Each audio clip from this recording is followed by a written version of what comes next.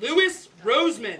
How you doing, everybody? So in 1981, I was a junior at Central High School, which is a large public high school in North Philadelphia, magnet school. At that time, it was all boys.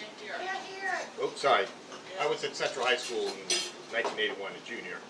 And my chemistry teacher was a guy named William Brooks. His name was known as Wild Bill Brooks. He had that nickname because he was a pretty valuable guy, very demanding teacher. Was known to go off on students that weren't prepared when he asked them a question what was going on in class.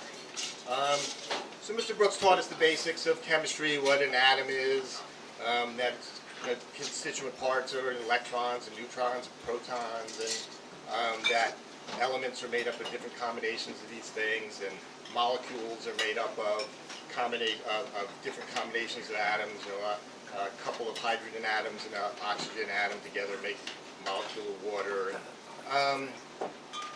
He taught class with a lot of excitement for the formulas and the way that you could explain how chemistry works and chemical interactions work with these models of things that, with the strongest microscopes in the world, you couldn't come close to actually seeing.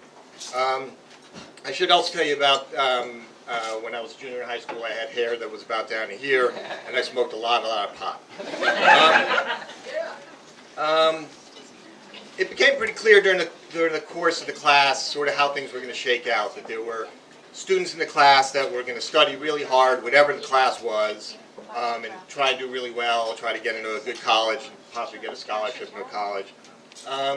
There were people like my friend Paul who knew then that he wanted to be a veterinarian, and he knew it was really important for him to do well in the chemistry class, to get into the right college, to get into a veterinary program.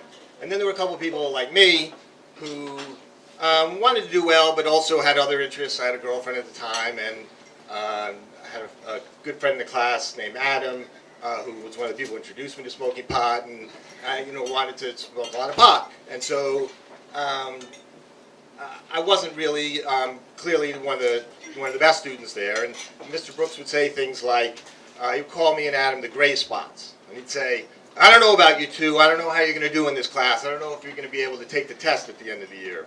And what the test was is an advanced placement test, which is scored on a grade of 1 through 5, 5 being the highest. And if you got a 4 or 5, you could get college credit. If you got a 3, it was considered a passing grade, and you might get college credit. And he would say things like, "I've never had a student who's taken the advanced placement class in the 15 years I've taught this class who didn't get at least a 3, and I'm not going to let you take the test unless you get a 3. And I'd never heard anything like that before. I'd always done pretty well in school, but I'd never been challenged that how I did on a test was going to matter not just for me, but also was going to reflect somehow on the teacher. And I was kind of taken aback by that. And as we went through class, we learned about how molecules interact and chemical reactions work, and we learned a formula that's called PV equals nRT, is the formula for ideal gases. And what that means is PV is pressure times volume, and that equals N, which is the quantity of the molecules you have in your of gas, and R is a constant number, kind of like pi, but it's a different number, a very different number than pi, times temperature.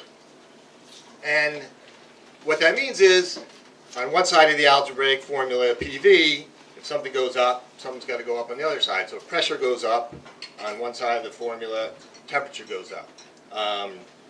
If you keep the other things constant. Or similarly, if volume goes up, the molecules got to bounce around a lot more if pressure remains the same to keep up the pressure. So they're doing a lot of work, the temperature goes up. So it's an important thing to learn to take the test. And Mr. Brooks stressed how beautiful it was that you could explain the world, all the things that work together in the world through formulas like this, mathematical formulas, and that there were these truths about the world that you could learn by studying chemistry. I didn't study any sciences after high school. I studied social sciences, history, English, but the most important thing that I learned in that class was what it meant to be a great teacher. And the 3 things that I learned to be a great teacher. One was to have a command and excitement about the material that you were teaching. The second was to have a deep belief that your students could succeed and do well.